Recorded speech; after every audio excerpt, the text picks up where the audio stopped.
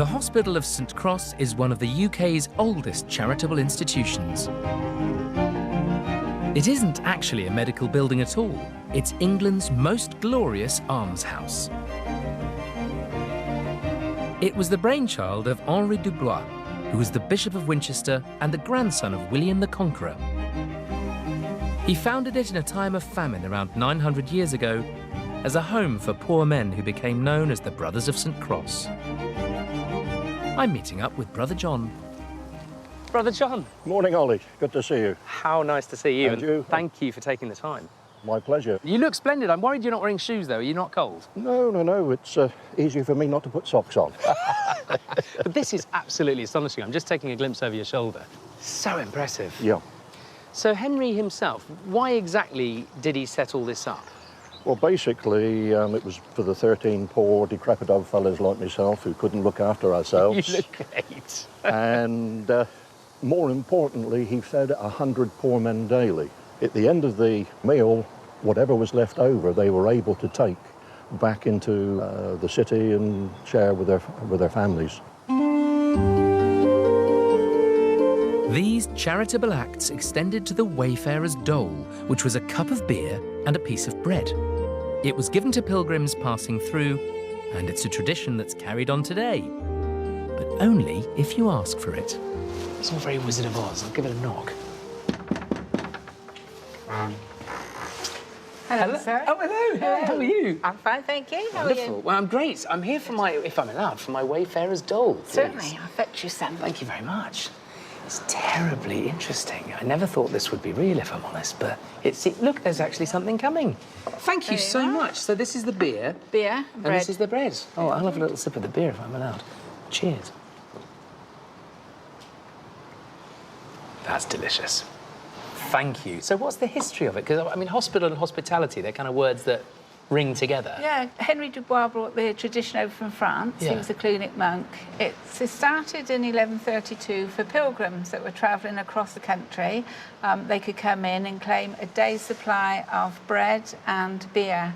They had the beer because the water, you couldn't drink the water in them days, so that purified it. It purified it. And the bread had to be white because the pilgrims had to have the best, and the white bread was the best. Is that right? So you really do treat your guests with real respect and reverence. I think it's a brilliant tradition, and I love the idea of sharing your community, but I'm due in matins, actually, but I gather that dogs aren't allowed in matins. No, sadly, they're not. Would it be OK, and thank you for my wayfarer's dole, if I leave little Busby, who's crawling around here somewhere? Would that be all right? Buzz, you're going to stay here?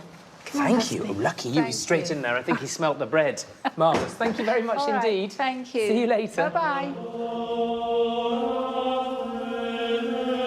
Walking through the medieval Hospital of St Cross feels like passing through a time warp. But it's still very much a living community. It's home to 23 brothers who respect the ancient traditions.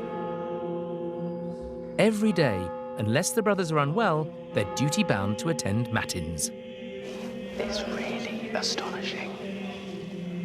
And I will give a white stone. Although the hospital is a Christian foundation, the brothers do not belong to a religious order. To become a brother, a man needs to be at least 65, of good character, and be able-bodied. Today, they come from all walks of life and all parts of the country.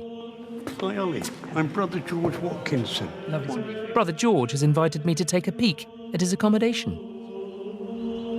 I'm just catching a glimpse as we come out. This is not a bad place to live. It isn't a bad place, is it? It's a great place to live, I have to say. It's so striking. I mean, they really treated people well. And these were the almshouses, were they? Exactly right, yeah.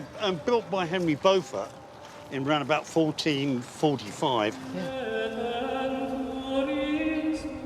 The brothers living here contribute to their accommodation according to their means. Each one has a one-bedroom flat with a separate kitchen and a shower room. Centuries ago, these lodgings would have seemed luxurious in the extreme. Come in then, Ollie. Oh, George, Come this and is sit lovely. down. This is great. So what's it like living here? Right, only one word, fantastic. Really? Truly wonderful.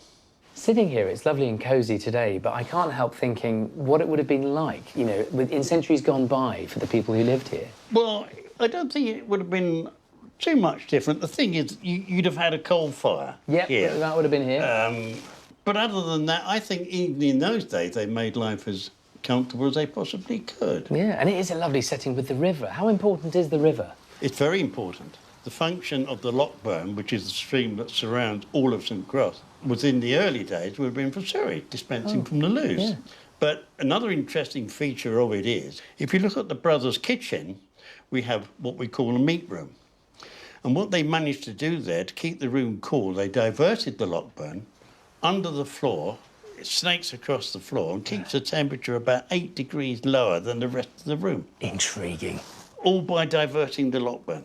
It's quite a thing to imagine who else might have lived here down the ages. How connected do you feel to those people who've come before you? You cannot help but feel connected because you're living in the same place as they lived. It's a great feeling. It really is. You're part of the tradition.